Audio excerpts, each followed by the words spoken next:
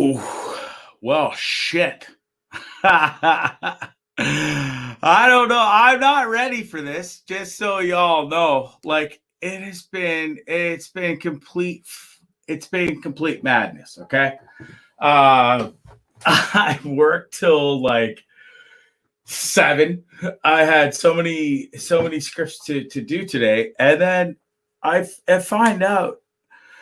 Yeah, a few hours early, but I find out I'm all on my own. Well, I haven't even done any work on the show because I was busy.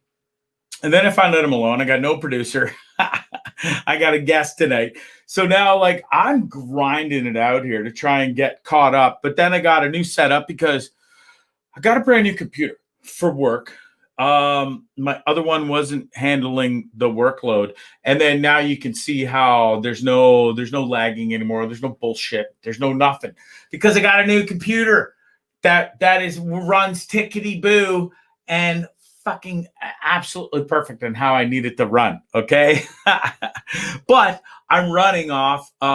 So now the show's here, right? But it's going to be like casual and the notes are over here. I haven't even got, this is like, it's been a shit show because I hadn't even written the show. I hadn't done anything. Well, I shouldn't say anything. It was like half done, but, I don't even know who's watching. I'm not even fucking there yet. Like, it's so bad right now.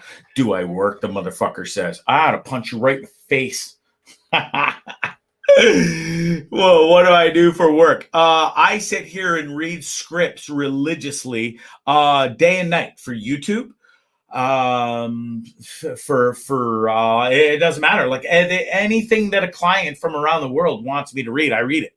Majority, 90% of my work for this one company I work for is all YouTube channel. At this point, I'm probably the voice of approximately, I would guess, ballpark 30 to 40 YouTube channels for different clients around the entire world.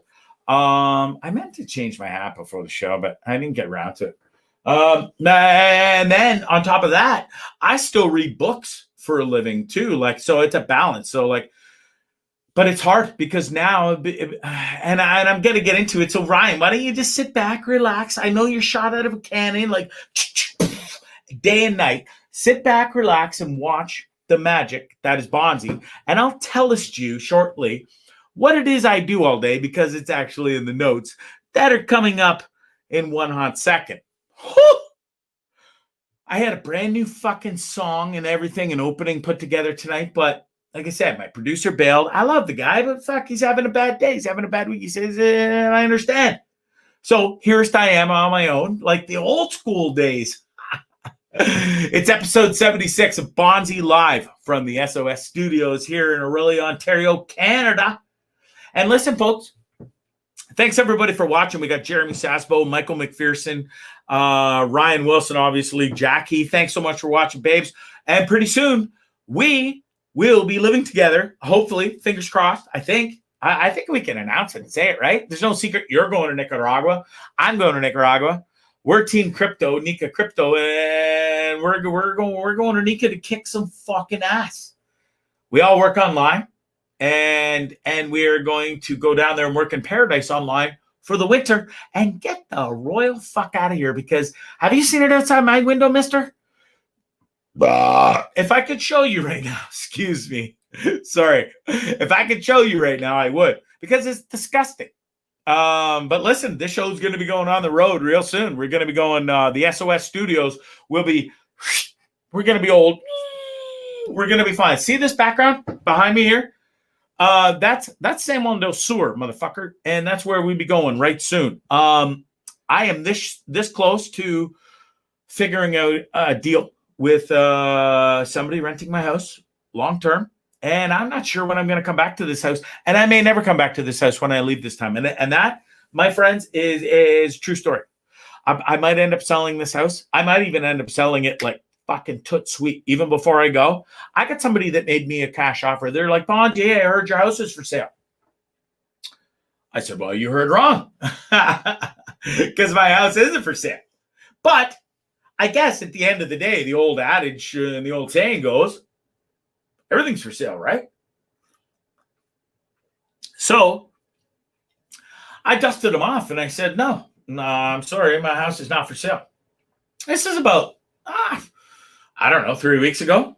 And I reached out to him today and said, you know what, mister? Everything's for sale. I have a number. You and I know what's going to happen in this neighborhood in the coming years. We both know that you will make a pretty penny. But it's going to take time. Listen, I've already made some ched from what I bought this. That's from what it's worth now. I'm rocking and rolling. So I was like, well, fuck it. Maybe my life from now on is 100% changed since getting into COVID. Couldn't have fucking come at a better time. COVID saved my motherfucking life. And that is the God's honest truth.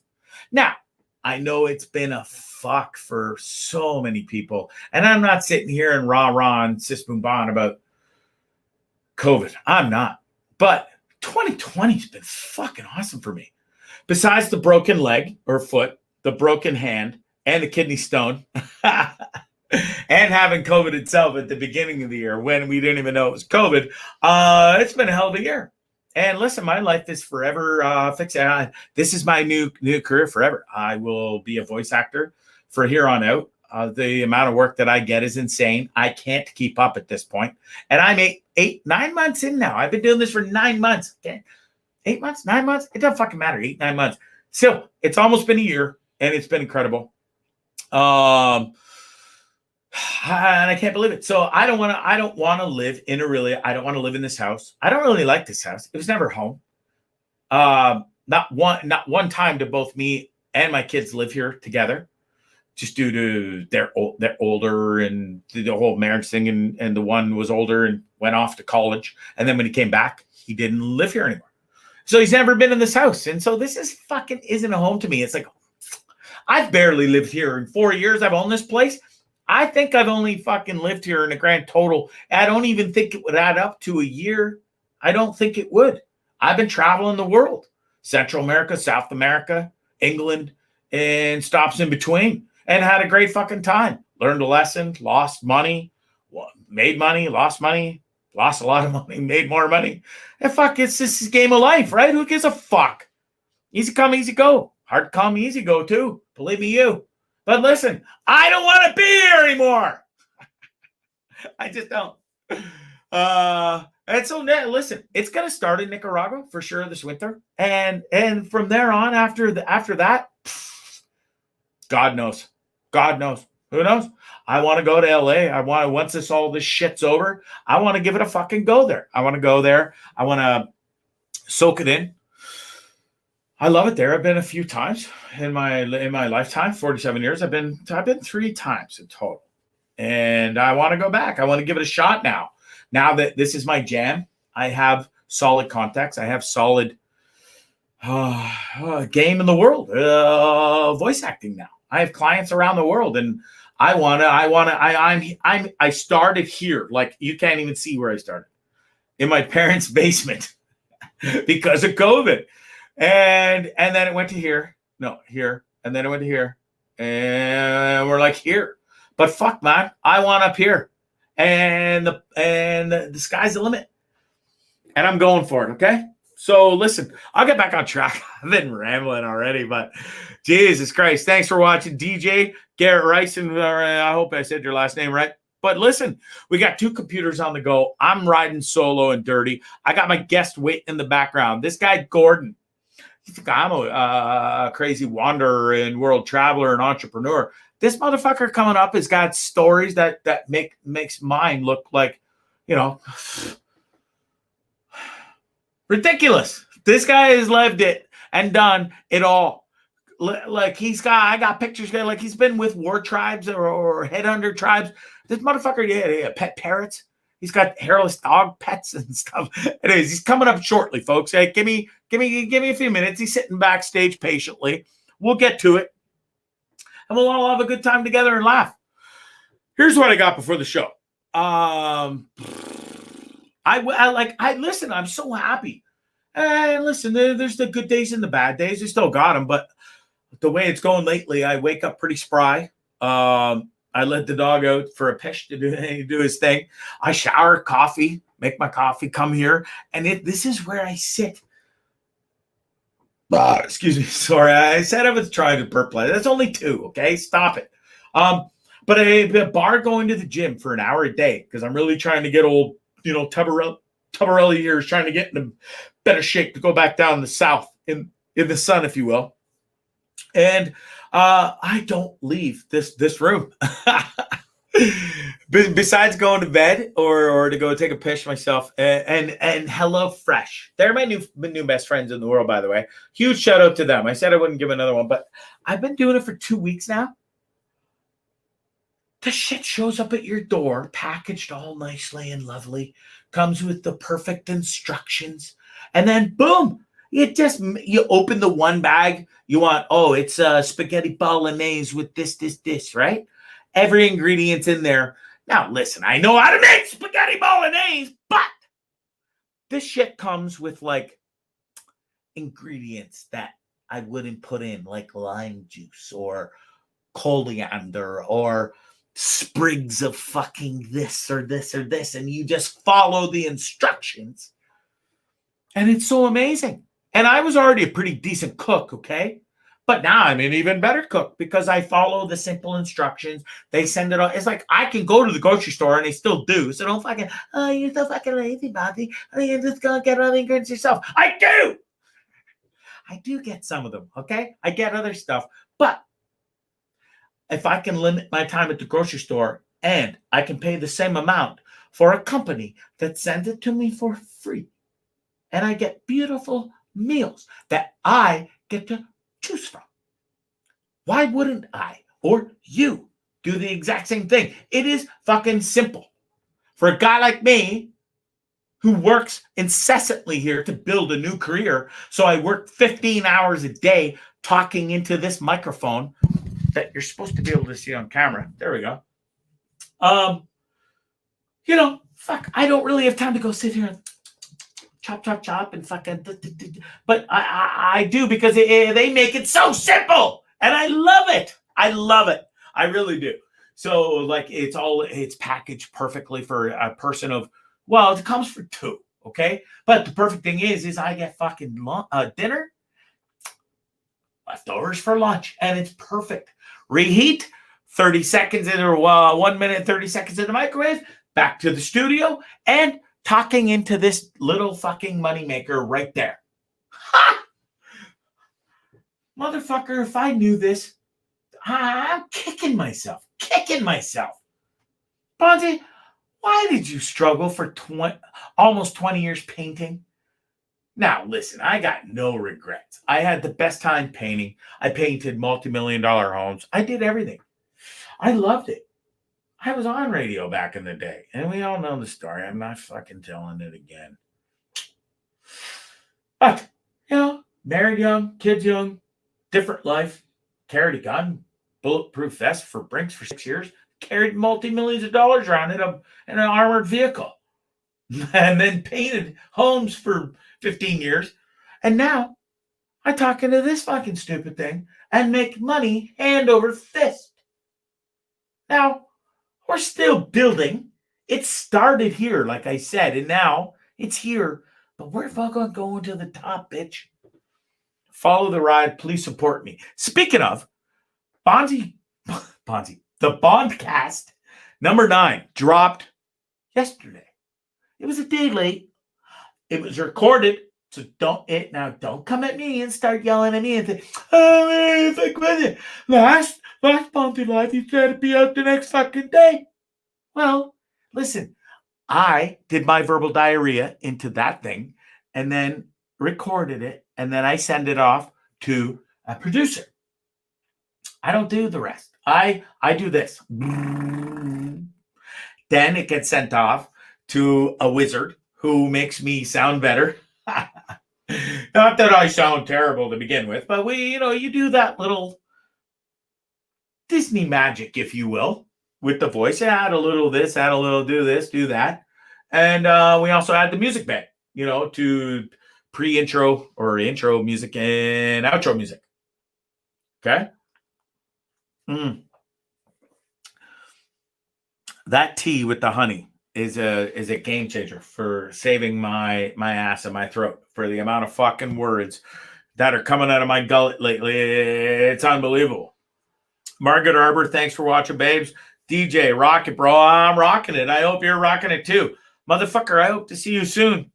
Listen, I really do. Christian Alva, thanks for watching, my friend.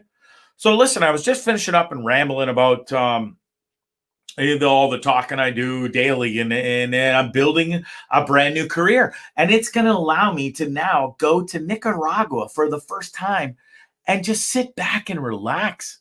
And just like, we're going to rent a beautiful house on the ocean or near ocean view. Me and my two homies, Jackie's watching is one of them.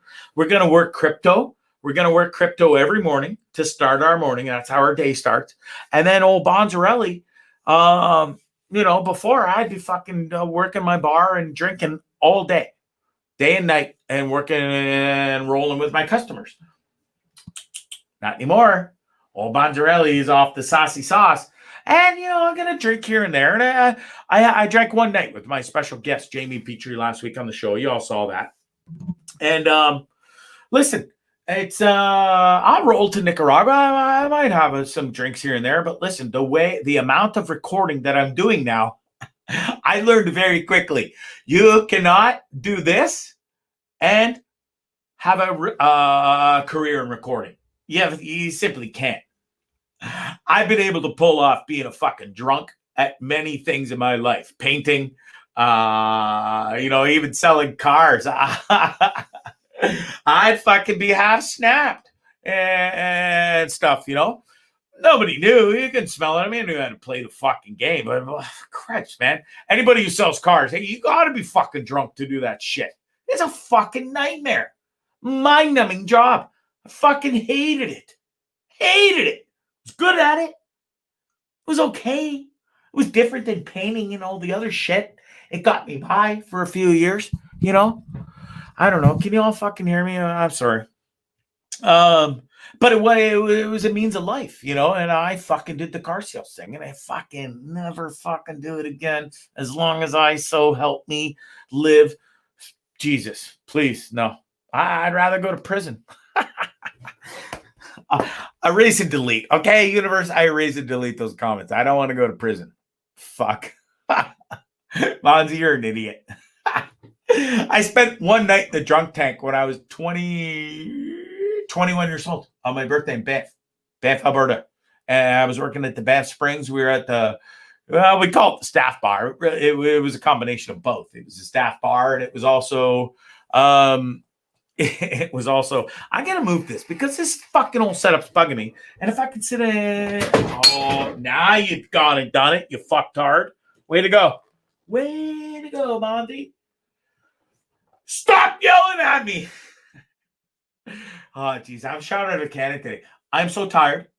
I'm mentally exhausted. I'm on my own, like I said today. And my poor guest, is he still in the background? I don't even know. At this point, he's still there. Sorry. I'm getting to you, bro. I'm tired.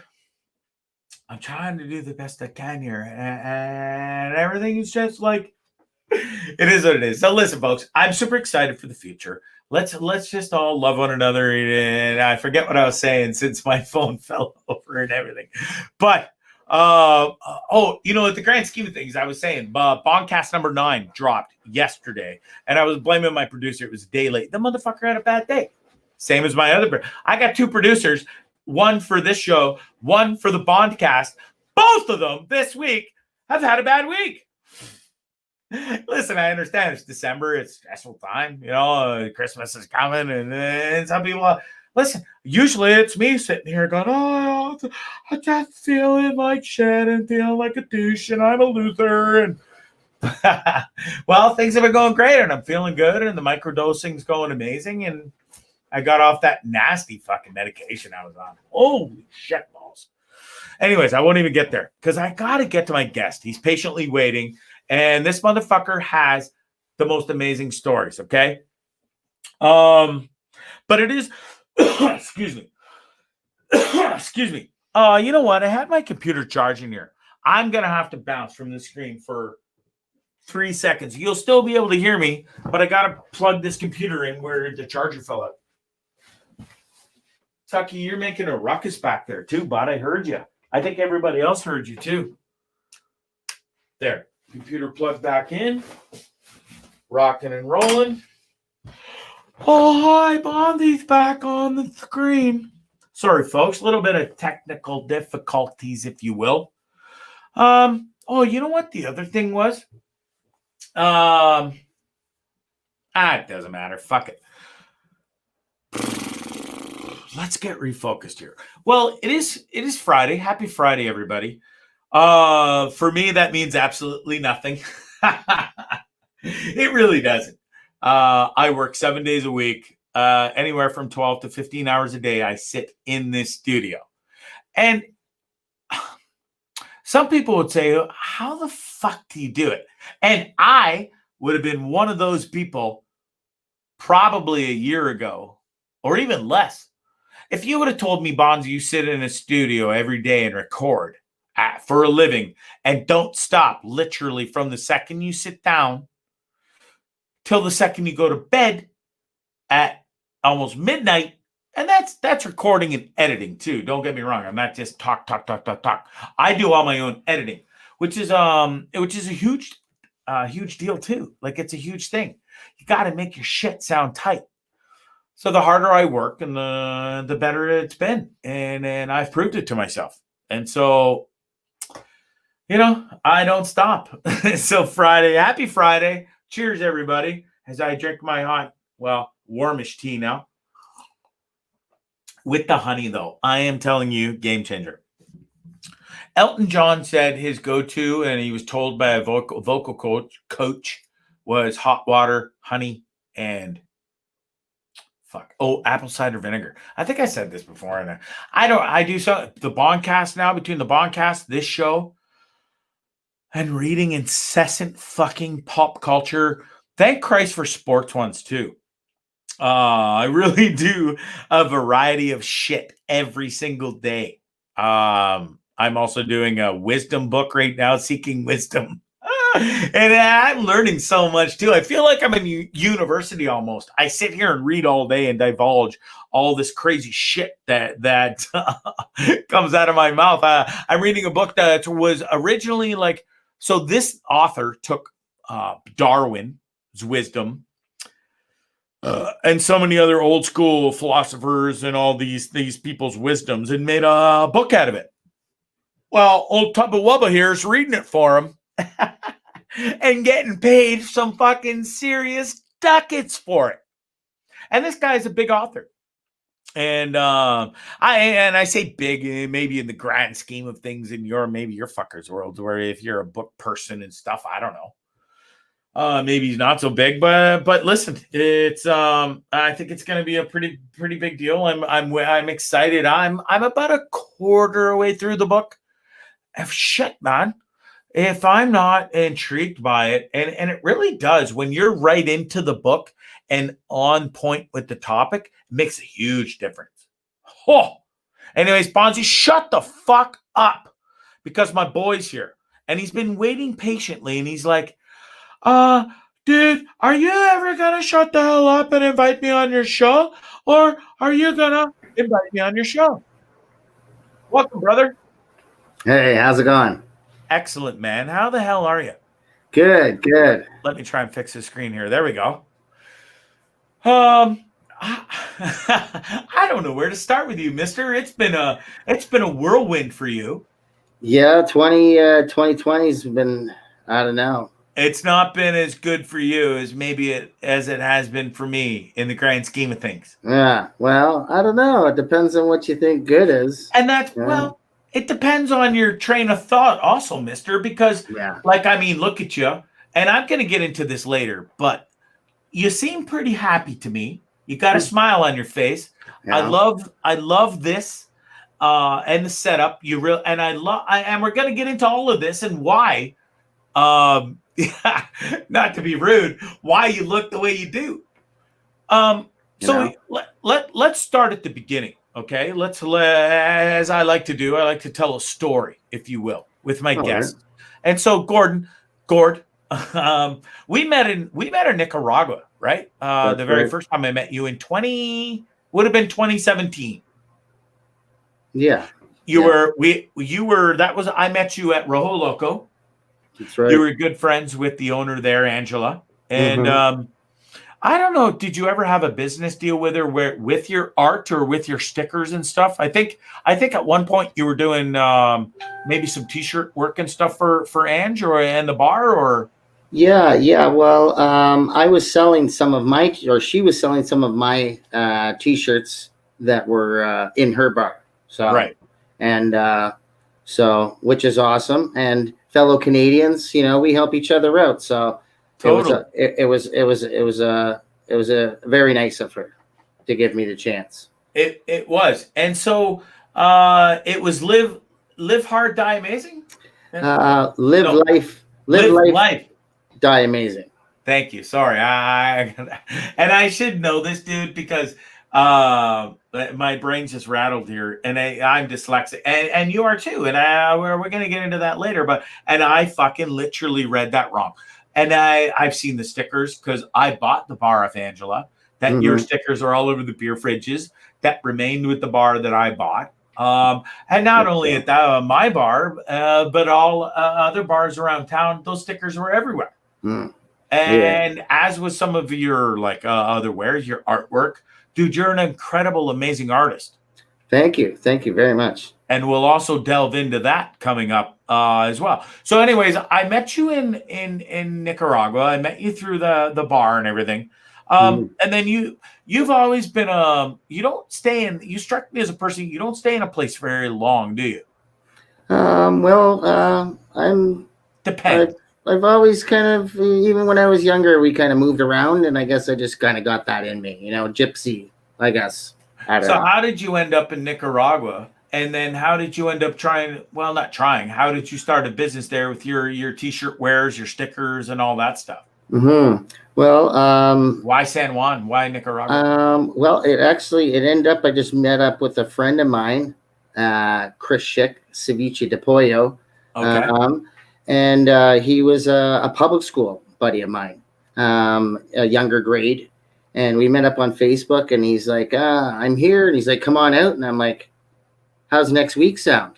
And the life I was living, like, you know what I mean? I didn't have very, or Yeah. wasn't taking care of my responsibilities at that time very much. So I guess we could say living the life. And so I flew out there and kind of fell in love with the place, and then I went back a couple times. So it's an awesome place. Right on. Hey, dude, Hmm. just before we move on, we've got a ton of friends watching that, and we've got I can't believe how many friends we have mutually that just from meeting you in Nicaragua, in San Juan, you've been such a world traveler, but fuck, man, and I have too. It's amazing that the circle of traveling people, it's a small world if you actually think about it, Mister Mm. A. Yeah, It yeah, it really is. is. It is. It's a great thing. Like when I went to, as soon as you start traveling, you start meeting people from other places, and the world really opens up from there. It And does. and it's like, hey, can I crash on your couch? Yeah, Yeah. all right, it's on. I'm Yeah. coming. So, and that's kind of how things all started. It does, and listen, there's a small percentage of us out there that Mm. uh I guess sway off the regular path of the 9 to 5 or the 5 day a week or 7 day a week and the grind 10 hour Mm. shifts, 12 hour shifts. Um Fuck, we've all done it. You've done it, I've done it, but there came a point in both of our lives where we said fuck it. And our paths crossed in San Juan. And it wasn't for that long though, mister. But we've always remained friends. You're from Barrie, Ontario, correct? Yeah, Yeah, dude. yeah. So and I'm from Hamilton originally, but as most people know, and now I'm in Orillia, and so we're not too far apart. Yeah, yeah. So I don't genuinely do this, but I want to jump fast forward to the past 2 weeks. Okay, And then we're going to go back and tell the story. okay. The past 2 weeks have been absolutely insane for you, my brother. Yeah. They have. Take us through that. Well, the big deal is You're in Peru. I guess I should have led this up. You had moved to Peru. You were living there for quite some time, and you had made a life there. That was going to be your home until fucking COVID. And then, but you decided to. I came home from Nicaragua. You were in Peru. I came home. You stayed in Peru, and things were okay at first, but then things went to hell. And so we're going to get to that, but so that's where we're at. So now let's fast forward to your last 2 weeks, and with the decision to leave Peru and come back to Canada. Take me through that and everybody else. Well, it was more than 2 weeks ago, but the final decision from kind of everybody, including the embassy, constant emails when I was able to check emails. Everybody's like, pull the plug, you know what I mean? We're going into round 2 here. If you were hoping things would change and so you could move forward, it's not going to happen. So I was forced to pull the plug, and tried everything I could do as I adopted a bird, blueberry, parrot, of course. And just went through hell, everything I could do to try to get the bird to come. And I have a special dog who's there's Blueberry right there. I love Blueberry. Hey, look at the photo bomb. I just noticed that. Nice. I know. Nice shot. I know that. I was wondering if you noticed. Yeah, that's a good one. I don't know. That's my veterinarian's dog. My veterinarian's looking after Blueberry now. Okay. Blueberry has a home. So for the people that don't know, when you went to Peru, somehow, and we're going to be all over the place here. I'm sorry, but that's all right. Peru and made a life out of it, and you came across a bird, this beautiful bird. And I'll put it up again here, Blueberry. Yeah. So how do you come across this wonderful bird? Well, I was with this guy. He's my interpreter and kind of my guide. Yeah. And he was like, "Do you want to go up into the mountains and visit this guy that we know?" And he's like, he's like deep in the mountains, and I'm like, for sure, I want to go check this stuff out because making stupid choices was what I do. So we go, and he's like, he wasn't the greatest translator because obviously he didn't understand too much of what I was saying. So you didn't pay him too much either then. And then so I go, how long is it going to take? And he's like, about an hour or something. So we're going along and we're going down this road and of course everything's beautiful. So I don't mind traveling around. I'm on my motorbike driving, no helmet. You know what I mean? Like, we're wandered. For you know what I mean? As free as you can get, dangerous as hell. So going down the road, and the road is just like just crazy. And my motorbike was, POS. So I was like, oh shit, I can't ride the motorbikes anymore. And the road was so bad, so we couldn't ride. So then we start walking, and finally we meet the guy, and there's me and the chief. Ends up all of the roads are washed out to this guy's house. Like heavy rains came out, washed out everything. And we're having to hold on to each other to get up to this place, and freaking I'm holding on to this guy's back, and because he's a young kid and they're all worried about me being washed away in the water. They don't want to be responsible for that kind of thing. I don't know, maybe they got to think so many years bad luck if you lose a Canadian. But then we got up and it was just hell. It was raining on us, and just it ended up being like life-threatening hike up these mountains. And I'm just like, I can't looking at this guy, you know what I mean? Every time I'm looking at something that's just unbelievable, like the train to go over, and I'm like, a fucking hour, motherfucker. And he's like, oh, you know what I mean? I'm like, that's the new thing. Oh yeah, it's only an hour. And I'm like, yeah, it's an hour Peruvian time. Time, It's Nika time. It's Tika time in Costa Rica, and it's Peruvian time. Obviously, it's all the same time. And that time is, dude, whatever. There ain't no fucking time. There was no time. So, so by the time we get up to these mountains, wherever this is, and we're in this little shack, you know what I mean? And it's just bare ground, and then they build like a frame just out of wood, and they put up just pieces of wood, or like, you know what I mean? Some of them have lumber that they've lumbered out of the trees they have on their property somehow, but mostly it's just, you know, whatever they can, and they put it up. Yeah.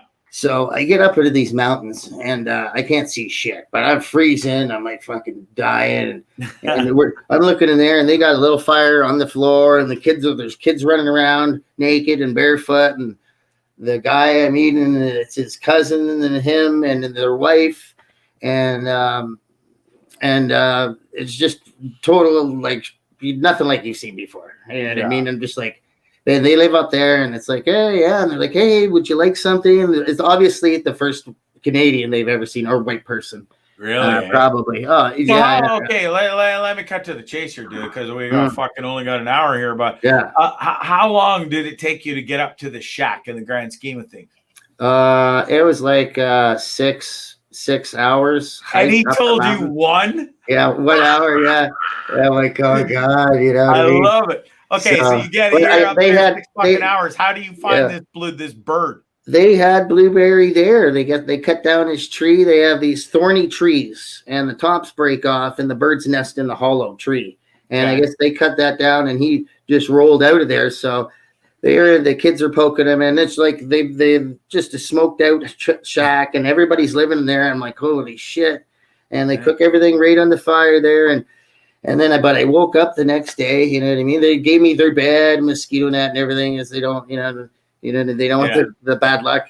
And then, but I wake up the next day and freaking paradise. Like I'm looking, and there's clouds on the mountain tops. I'm up, that's where I'm at in the clouds. And I'm just like, holy shit, man. I'm like, this is the most heavenly place I've ever seen for sure. So, I almost died maybe a couple times there, but damn. How long did you end up staying in this fucking shack in the 6-hour hike? We end up staying there for a couple of days. A couple of days? Yeah. You went on an hour hike and went there for a couple of days, mister? Yeah. The rain came and kept on going and going. And then it was like, oh, it's completely insane. Even worse getting out of there. It's just, okay, so dude. But anyways, I asked them, buddy goes, my guide's like, do you want to adopt the bird? Because the kids are flicking it. And I'm how long did you know this guide before you went on this 1-hour trip, mister? Oh, come on now, Mom. That's not a good question. I'm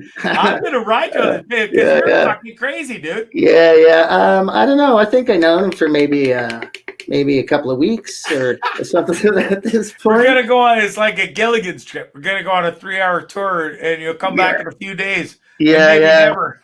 Yeah. Well, there's risks that you take. You know what I mean? That was a small risk compared to what came later. I don't call that a small risk. I don't know about you. And maybe you and me are from a different cloth, but kind of the same cloth. But the majority of the people listening right now are going, dude, you are absolutely off your fucking rocker. Yeah. I tend to agree. Now you're up in this mountain. You're there a few days, and now you got this bird. And now, has there been a special attachment to this bird?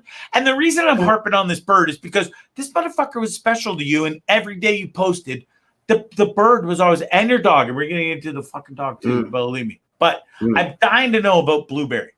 Yeah, Blueberry. So now you meet Blueberry, and it's from this nest thing, and you're up in this. I still can't get over an hour hike, miss. Sir, we're just gonna go on an hour hike through the forest, and we'll put out breadcrumbs so we can find our way home. And then, dude, you don't come back for a couple of days. It was end up being 8 hours altogether. 2 hours on the bike, and then 6 hours up the Insane. So, okay, so now you got but then I was like, okay, yes, how much the bird? How much so then it's like, okay, let's get out of here. Top of this hike. They gave me nothing. No, I'm asking. How much did you have to pay for the bird? No, I didn't. It didn't cost me anything. No way. No.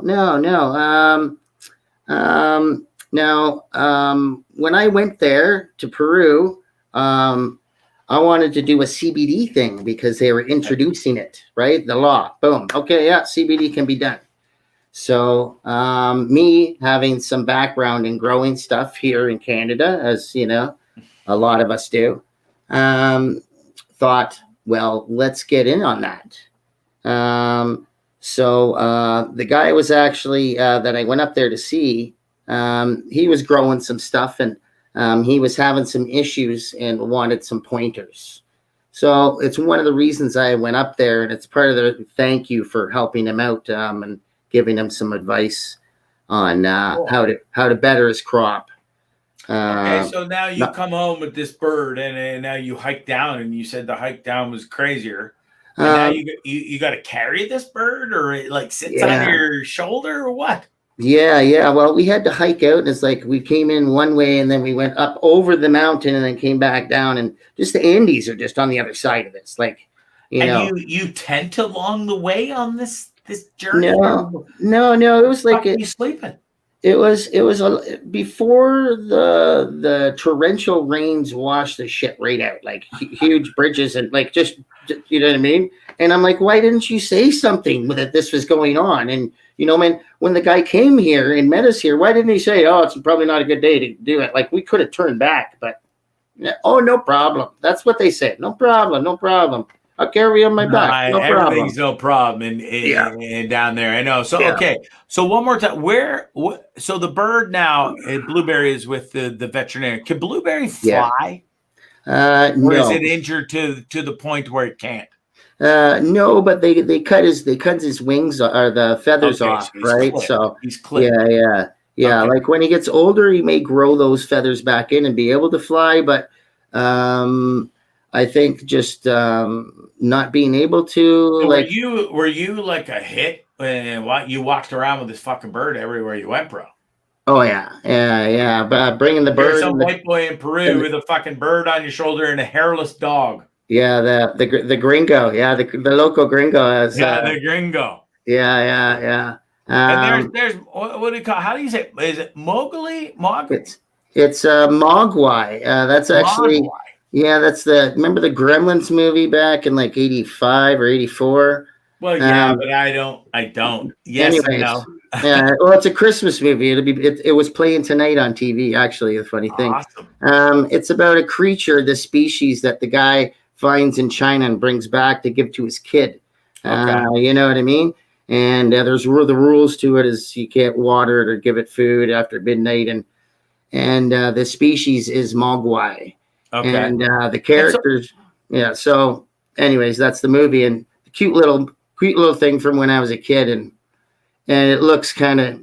If you look up the one thing, they have one species has a mohawk, and you know what I mean. Yeah. It's like these guys. If you were to make them look evil in a character. And so you brought this poor bastard back from. Now, are they? And excuse my rude ignorance for these type of species, but this dog is it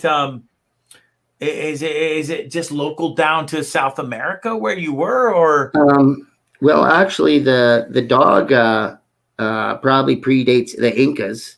You know what I mean? The Awahun people, they had hunter tribe there. They've always seen them. And the Incas used to think that they were a mystical animal and bed warmers for them. They throw off a lot of heat. But it's a national Peruvian national heritage animal. So it's not just like any other dog. I had to go through a Peruvian Kennel Club and then the Peruvian Dog Society and then SONASA, who's controlling all of the things to get the dog out. But to get your dog here to Canada. Yeah. It was a nightmare for you, bro? Well, it was figuring out what to do when you don't know how to speak Spanish and most people don't speak English. Right. Yeah. The language barrier really kicked my ass. So it's a lot different than, say, Costa Rica or Nicaragua or stuff like that. Yeah. Well, I definitely wasn't in a tourist area, we could say. So, and your Spanish is shit? Yeah. How the fuck is your Spanish so bad when you fucking lived? A lot Been of the going there time, for so long. I was there. Well, most of the time I was pretty much alone in the jungle. So Yeah, Peru, but not you the could rest practice. of. You could practice the dog with the dog, but it's you practicing it. You know what I mean? But Right. now that I'm back, bucket list number one: learn Spanish. Yeah. Yeah, master that. Now it's number one. There you're back. I Yeah, love it. yeah. I It's listen, ridiculous. dude. I'm just busting your balls because I should be fucking fluent in Spanish. I've lived there on and off for 4 years between Costa Rica. I've been to Panama. I've been and lived in Nicaragua. I shouldn't say I don't know lick of Spanish. I do, but to speak it fluently, I can't. Yeah. I can read it better than I can talk it. That just comes from seeing so many words and stuff. But to speak it is, it's a different monster, bro. And you got to put in the time and effort, you know. But so, well, here's the other thing. And we might as well get into that because we did the dog, we did the bird. Now, motherfucker, you moved to Peru and you don't even speak English. Or, I mean, English. You only speak English. You don't even speak Spanish. English. Then you go to some tribe place where I don't know. Do they even speak Spanish? They probably speak click or something. Yeah, they speak their own dialect, but there are some of them that speak Spanish. You actually joined or you got sworn in or something because there's pictures here. I got them right here. So is that the dude? The main dude? That's Chief Ronald Wahahai. Okay, and then we got this guy. That's the same dude. Same guy. That's his wife, Lucy. And that's his wife. Yeah. Okay, so that's you with the tribe. And there you got the makeup on. But okay, so let's get to this. This is the chief giving you some love. Yeah, this is one of the elder people of the society of the community. He's awarded me with the necklace. This is when I went and I did a donation when I first got there. Okay, so here's you getting some makeup on, and that's the chief's wife, yeah? No, this is just one of the other ladies. This is these are the seeds. these are the seeds from a nut that they come and they squish the seed and it's red like that. That's how they make their clothing red too. Nice, and that's you with the chief and his wife and his family, or yeah, well, they all never seen a Canadian before, so there was many pictures taken, and we have let me see, we have there was the chief there, his wife, the one lady in there. This was at the Auhun Council, building where I had to go and I did a presentation on CBD with with the council, and told them that we should start doing this with them as it's a multi-billion-dollar industry. And we could, you know what I mean? There's tons of things you can do with it. You can make bricks afterwards, all kinds of stuff. So, and these are, you know what I mean? Earthquake bricks. I'm like, this is the best place for earthquake bricks. What am I on way? You know, so everything just kind of pointed in this direction. And yeah. So, okay. So Gordon, take me. Okay, bro, I love you. I met you in Nicaragua. Mm-hmm. You decide to fuck off to Peru. Mm-hmm. Okay, so obviously you have a plan, right, bro? And then so you're in Peru, you've got this plan, and then does this plan divert and you end up out on this island or this land with this tribe, or how the fuck does this all come out, bro? Because you don't even speak Spanish. They don't speak fucking Spanish, and now you're living there with them and getting makeup. How do you? And you're the first Canadian there. How the fuck does this come about? Well, what do you do out there? Do you just wander around and ask for the craziest adventures I can go on? Yeah, that's a good. It's a good question. It all kind of came about because just trying to be a good person and do the right thing. like when I went to Nicaragua, I donated after the hurricane there, and a bunch of T-shirts from my company. Yeah, and provided some stuff there, relief, and then I wanted to do the same thing when I came back here. We in Canada are so privileged in so many unbelievable, almost every single way you could think about it. Of course. So, I wanted to do something, and I met this guy, Alex, and he's like, I'm like, do you know anybody? I'm like, would be awesome if it was like a tribe in the jungle. And he's like, yeah, we got those here.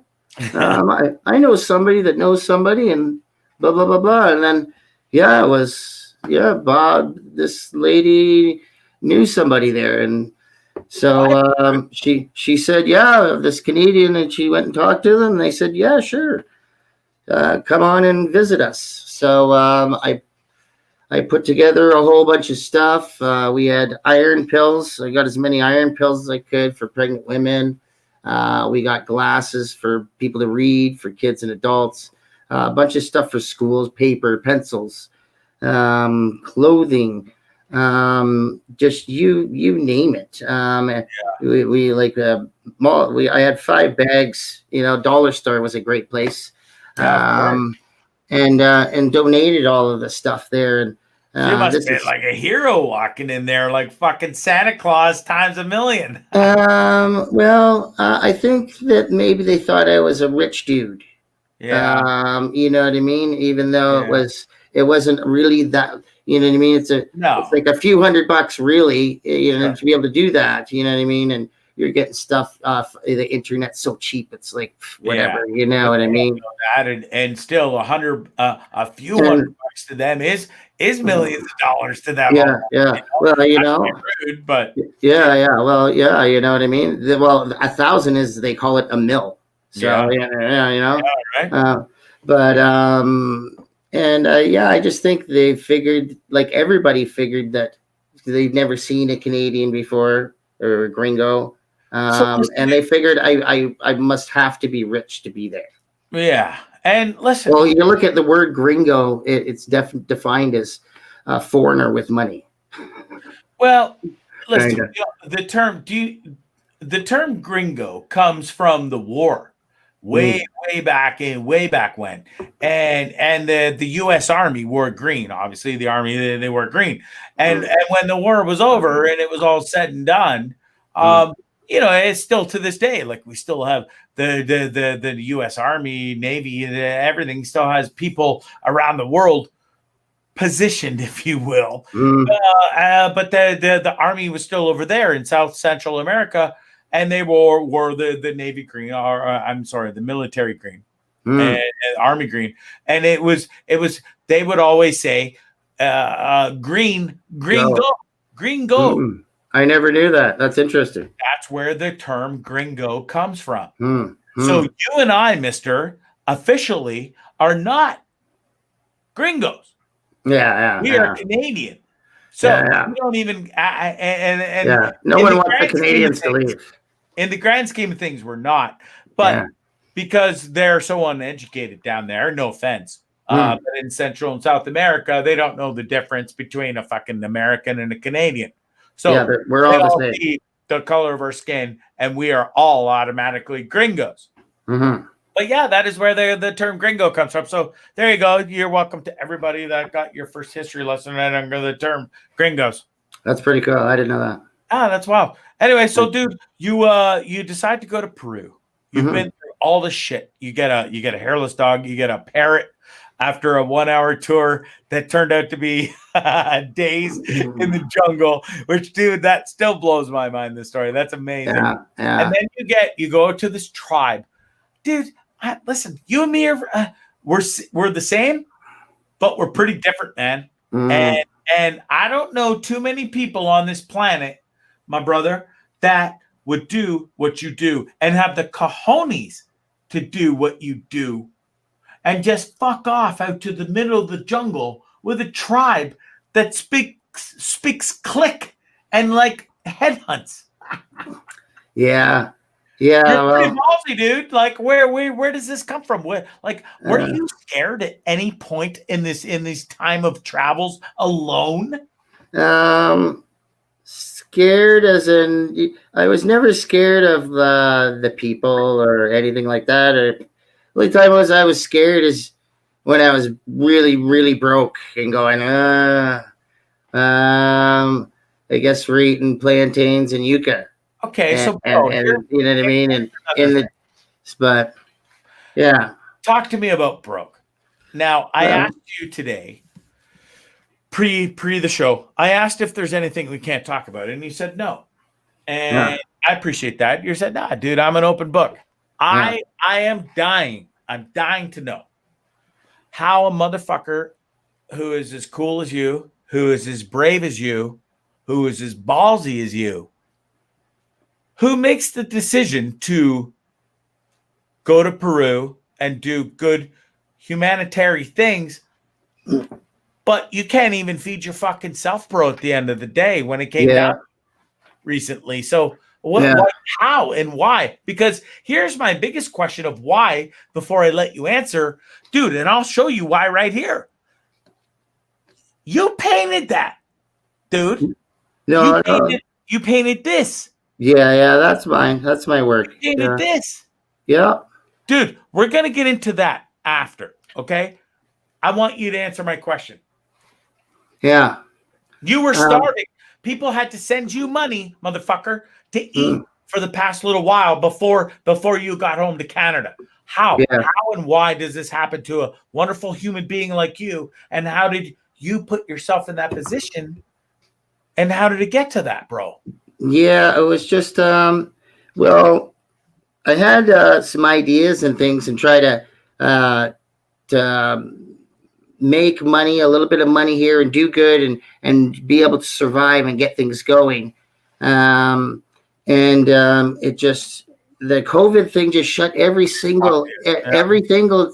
down. I needed a license. That place isn't open. You can't do anything without this. And then, you know what I mean? Oh, we need firewood. Well, the guy is sick. You know what I mean? He has COVID now. And then the COVID just started sweeping through the tribe. And then it's just, and then you can't even talk to anybody. You're hiding in the house in the jungle. I'm like surrounded by the beautiful jungle and all these cool people. And even with the Google Translate, where I could catch a signal somewhere, I could have a conversation, but then you can't because, you know what I mean, of the COVID thing. And then it was just, you know, and then I got contacted by the embassy finally.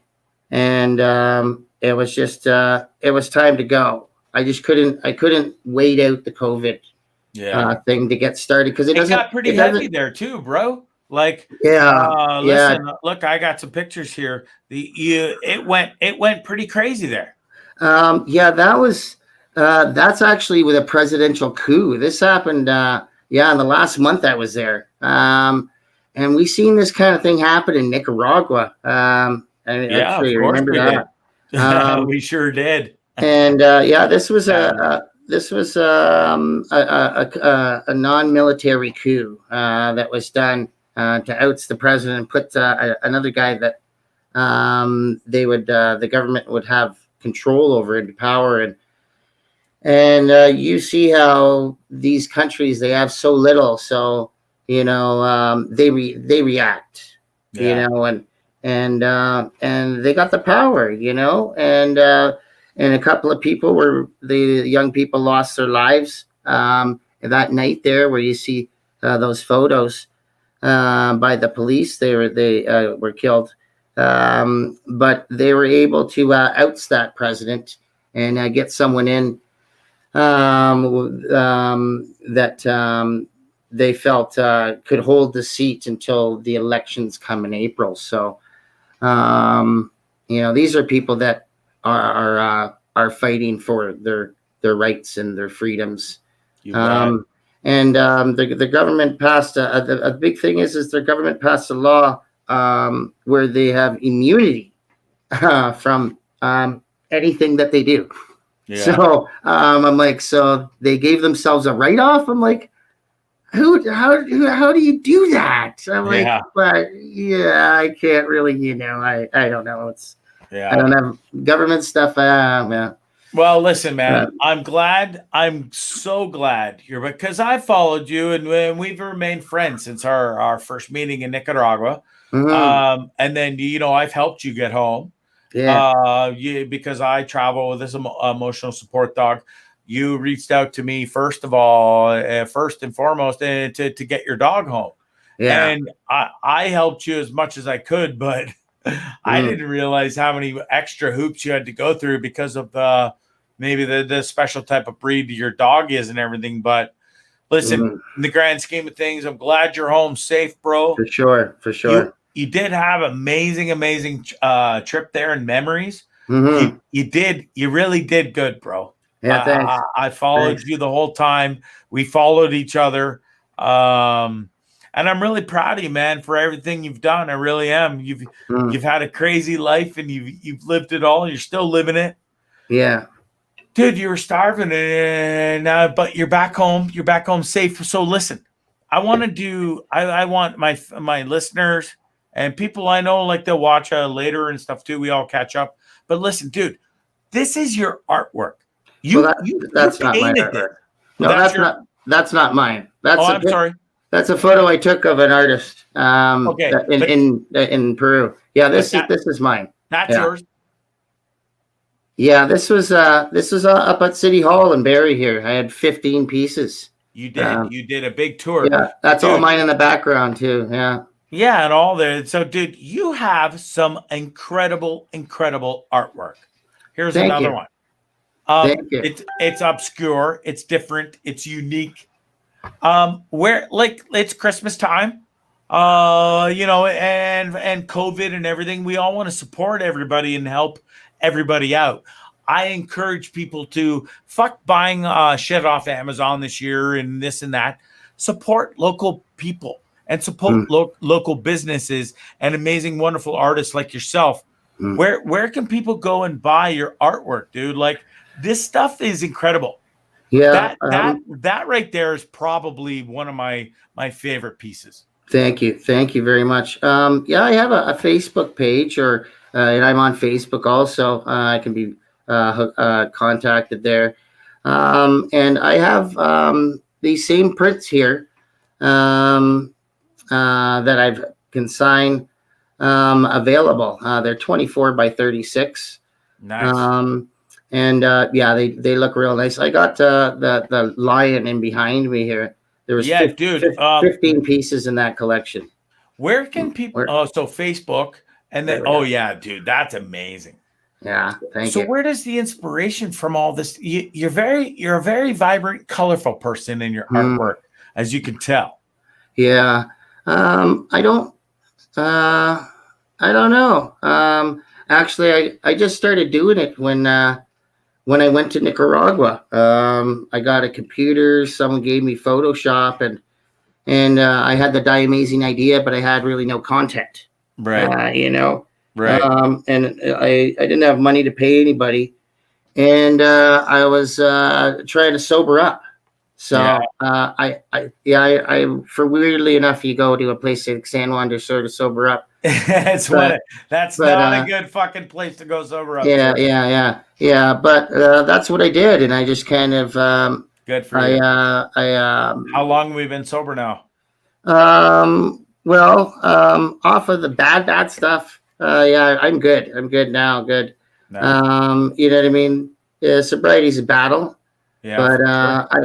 I'm over the drinking a lot and stuff. Or you know what I mean? It's Friday. Let's get drunk. Sure. I'm on Canada Dry. Nice. Yeah, Yeah, you I'm know. on my herbal. It's a antioxidant turmeric apple cinnamon tea with honey. Yeah. That's my Well, Friday night drink tonight, Mister. yeah. And Well, my marijuana, though. I'm not gonna yeah. lie. I love that Oh, stuff. you know, I mean, you got to have the necessities there. Oh fuck Uh, on. Can't but it take it was all just, from me. you know what I mean? Things I wanted something different. So when I went to Nicaragua, I got that thing and kind of just got into it and kind of taught myself how to use Cool. Photoshop and stuff, and then it was just it's like and then I came back to Just turned Canada, and into that. it was kind of get back into the same kind of lifestyle. So I was like, okay, well, you know, Well, I let's, encourage people to go and buy your artwork for Christmas because yeah, Xmas is around the corner. They can go thanks. find your stuff on your Facebook page and stuff. Yeah. Mm-hmm. Gordon Yeah, Glanville. for sure. Yeah. Gordon Glanville on Facebook, and then Gordon Glanville It, dot. dot diamazing@gmail.com is the Yep. email. And I also got DA Design on the Facebook as a webpage. Diamazing is the webpage too. Right. And we got a couple other things too. The Dog Foundation, Tino Dog Foundation that we're doing, still doing up in Rioja there. You bet.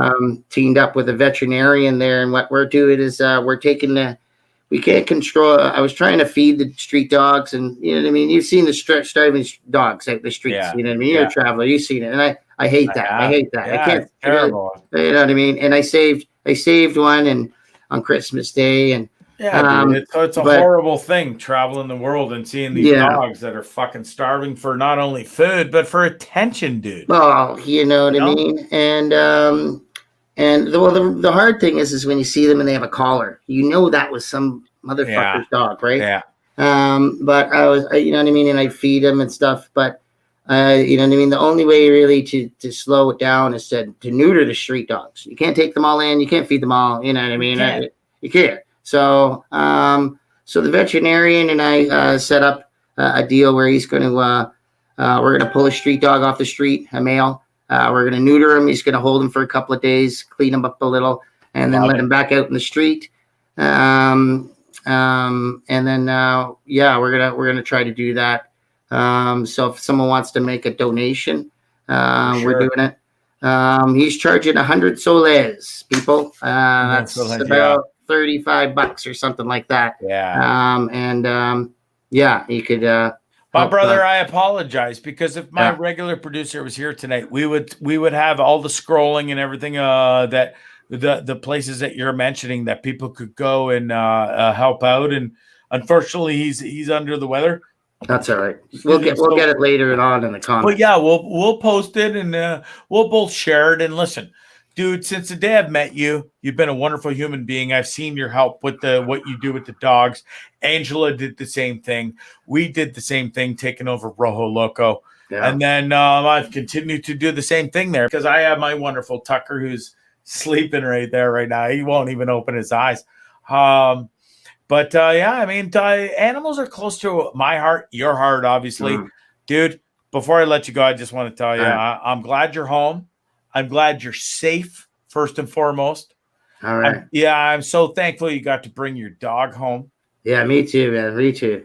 It breaks my heart that you didn't get to bring Blueberry. And I know, dude, you went through a lot of hard work to try and get that beautiful bird home. Yeah.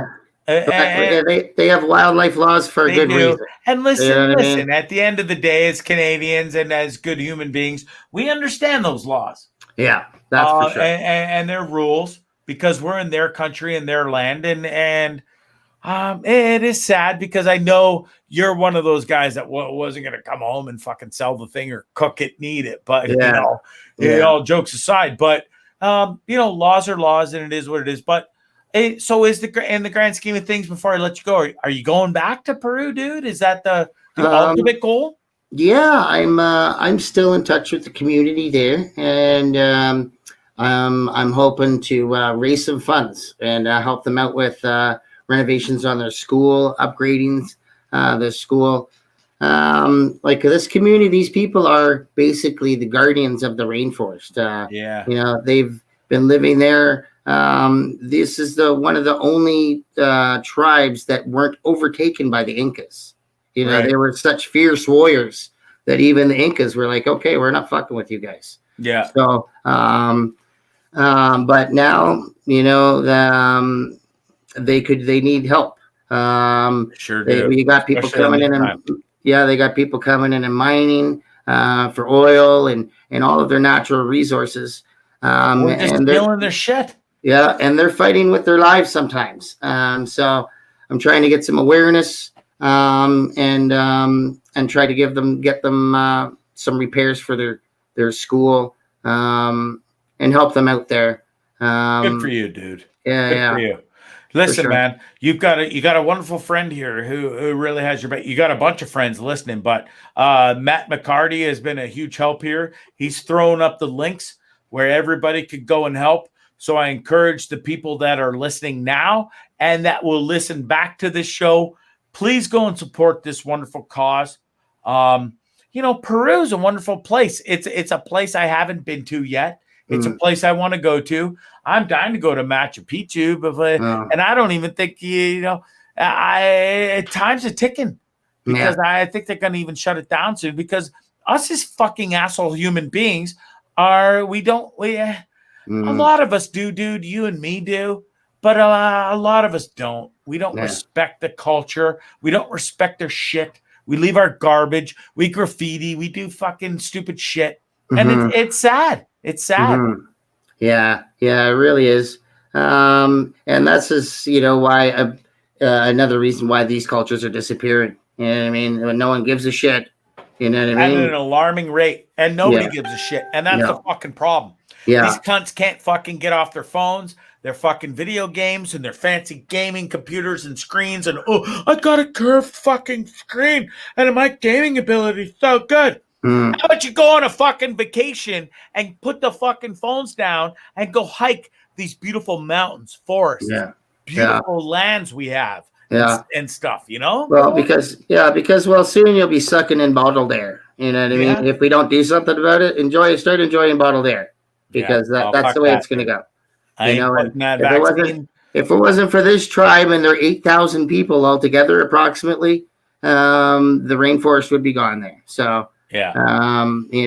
They need a little help and a little with getting what they're doing out there, and I'm trying to help them out in other ways, such as helping them by selling the jewelry and stuff they make from things in the Amazon, such as kind of what I'm wearing right here. Exactly. This is a Awahoon warrior vest, a traditional warrior vest and stuff. So.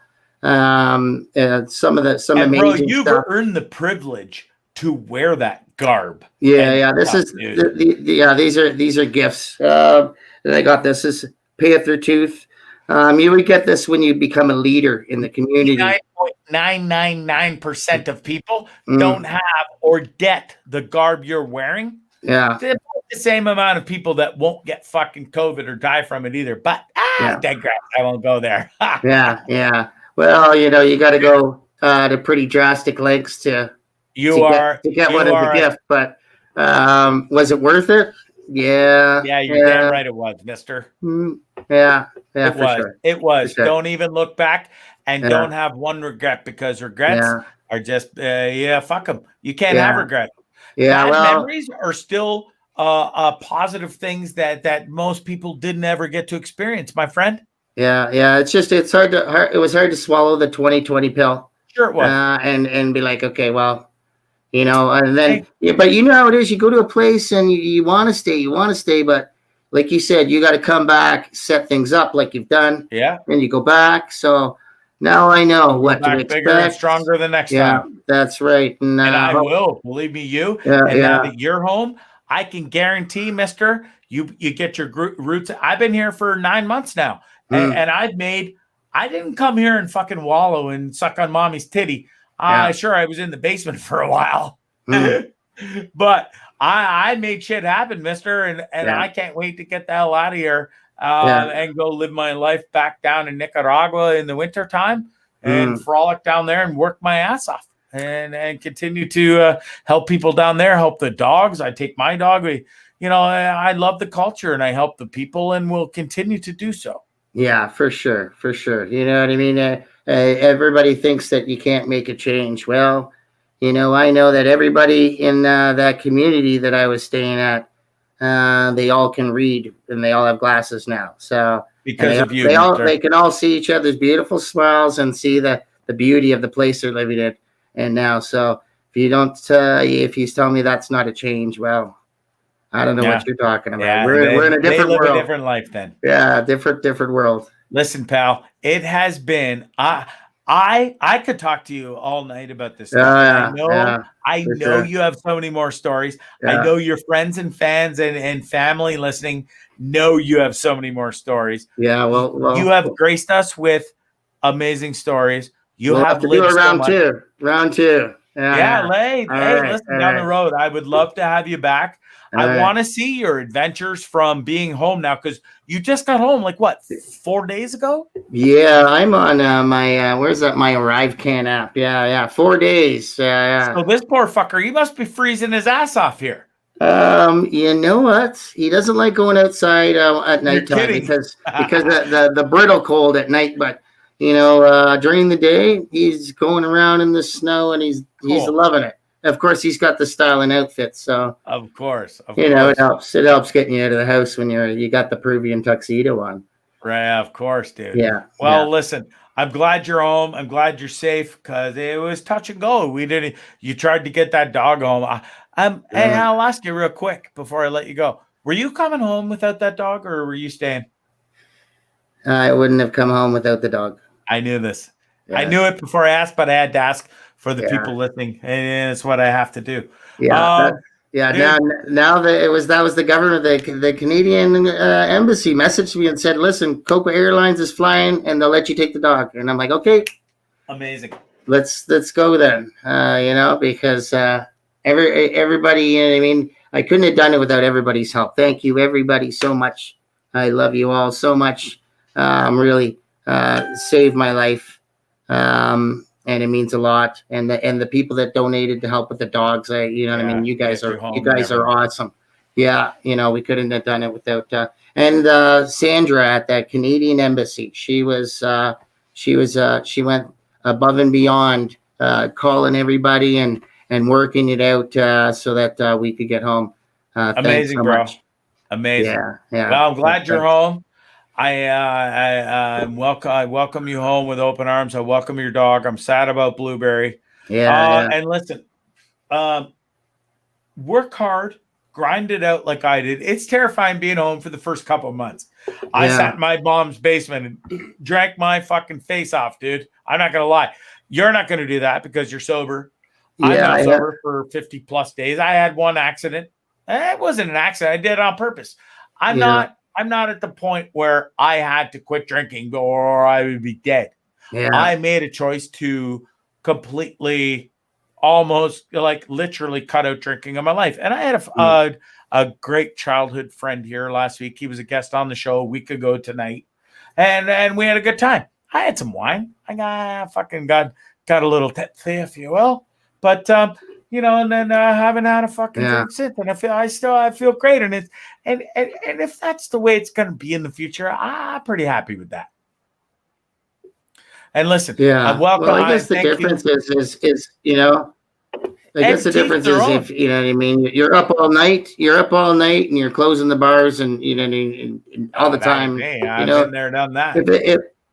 It's okay to have some Masato with the chief, but you don't have to get drunk all the time. Enjoy life. It's too, you know what I mean? I got a job at Medigar Systems making masks once I'm out of quarantine. So amazing. Well, and people go support this motherfucker's super talented. He's an amazing artist. He does amazing work, and check him out on Facebook. And it's Christmas almost, so it's coming to support him.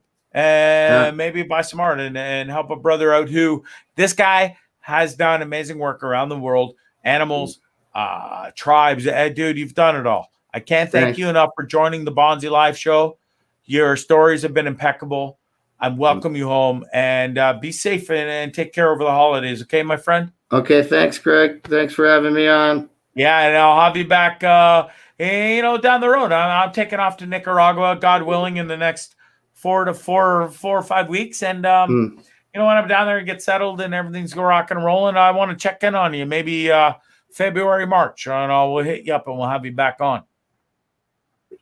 Keep that fucking dog warm, yours too, because you got to shiver his balls off here with all this snow and cold. Because the worst is yet to come, Mister. Yeah, he's a good bed warmer. The Incas knew what they were talking about. Right on. Well, thanks for being a guest, and you take care, okay, my friend? Thank you, man. Ciao. Have a good day. Back. Merry Ciao. Christmas. Bye. Merry Christmas. Wow. No, I'm not kidding, man.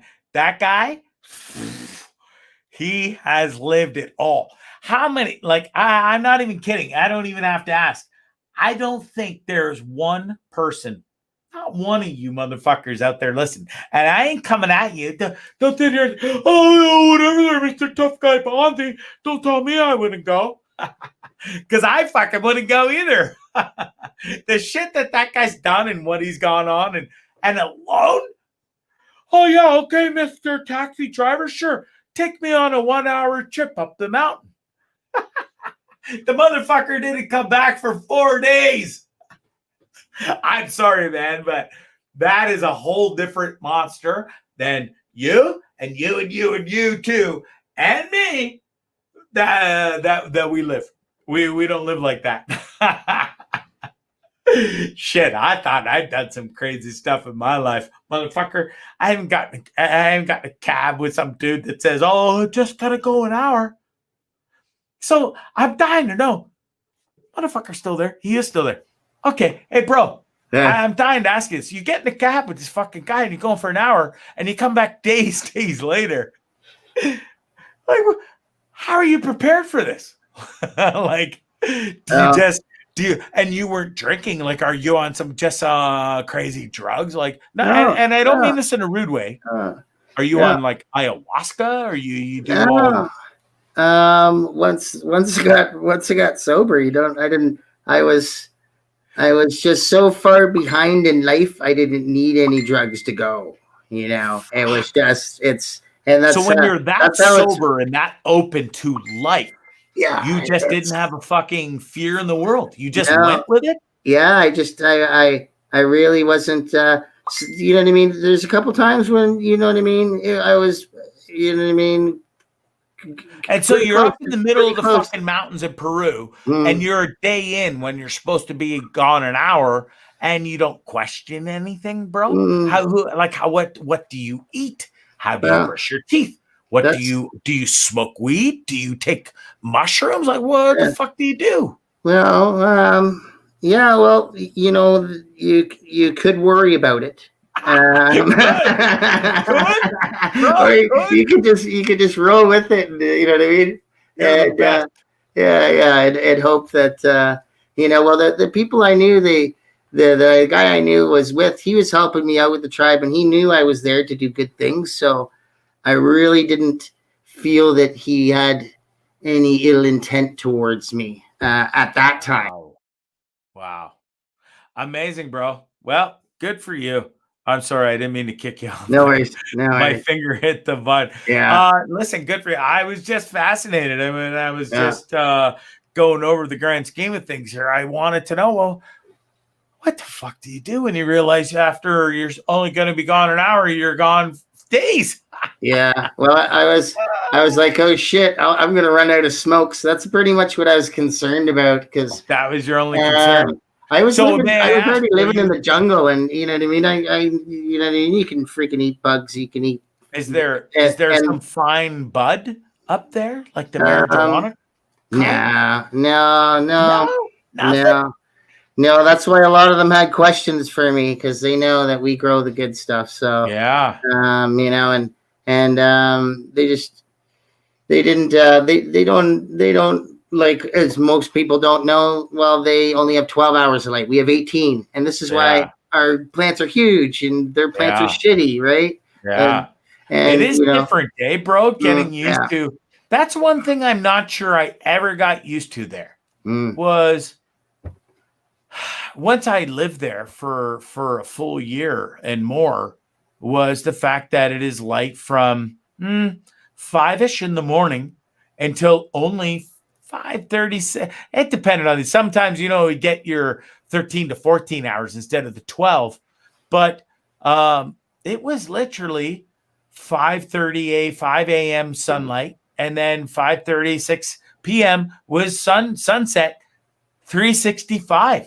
Yeah. Well, it's weird. That's one of the reasons why I actually ended up going there too, because I did my research, and well, if you know about anything about growing, 12 hours is our magic hour, right? That's when we start going to bloom.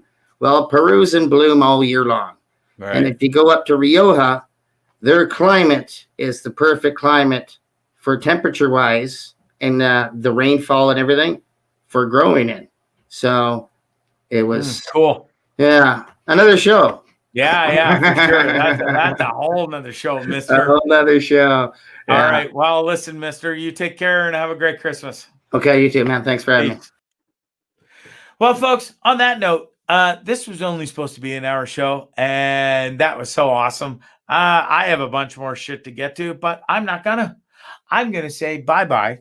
But before I go, I really am going to give you some quick shopping tips.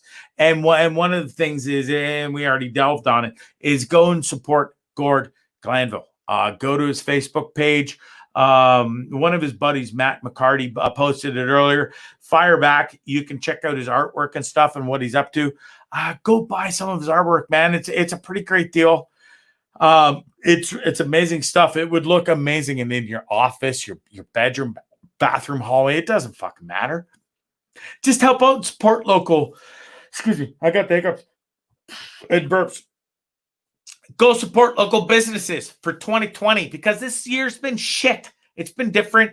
The government's out there to just do nothing but fucking hoop you right up the fucking hoop with sandpaper.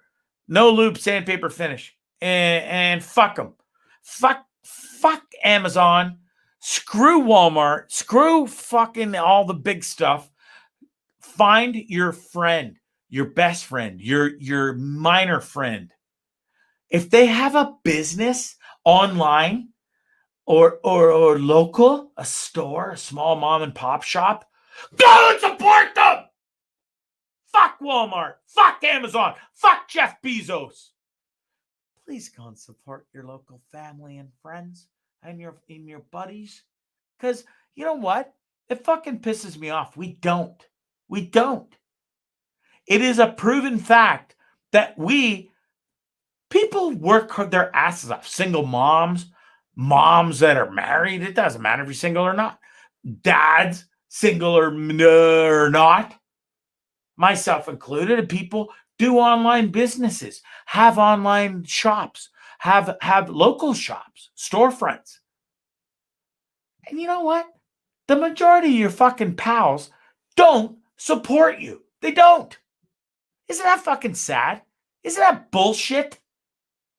It includes this Bondzee Live. It includes my Bondcast. It includes other local shit that y'all do, but you're fucking the majority of your friends. Sure, they see your shit. They fucking scroll by. They'll see it. You know what they'll do? They go to fucking Walmart and buy the same thing or add the same thing and it's like sort of the same thing. Or the fucking, I keep on do that for a second. I'll listen. Or they won't even listen. Can't even get a click for my fucking. Do you know what? I don't expect you motherfuckers or anybody to listen to me ramble for 51 minutes on a Bondcast or 45 or 36 or whatever it is. But a simple click goes a million miles. If you listen for 30 seconds or 5 minutes or for the whole thing, guess what? A click is a click. And it means a million times, it means the world. And we're all friends here. Just fucking click it. It's not that hard. I try and support people and do the same thing. And I wish the same people to do it back. I try and support every fucking person. Now, I can't support everybody. I can't go and buy all your products or your online stuff. But I try, or I at least like everything you post and do. You know, and I just ask the same. Like my stuff, watch my stuff, click on it for fucking 5 minutes, 30 seconds. Who cares? Just show the love. It's Christmas. Take care of one another. 2020 has been a cunt of a year. And I know saying, oh, Bondzee, don't say that C word. It's really bad. But you know what? In a fucking, on the other side of the world, the word cunt is a fucking great word. They love it. Oh, hey, how you doing today, you cunt? Oh, you're a good old cunt. Oh, fuck, hey, how you doing? Oh, right on, cunt. Oh, fuck yeah, cunt. I love that fucking word. It's not a harsh word. If North American society is the fucking losers that made cunt a harsh word. It's really not. It's a good word. I love you, you cunts. And on that note, you cunts have a fucking wonderful night. Thanks for watching. Thanks for supporting me. Love one another. Take care of one another. And support Gord. Thank you for joining the show. Support me. Support your friends and any friend that has an online business and a mom and pop shop. Please. Thank you. I love you. Bye now.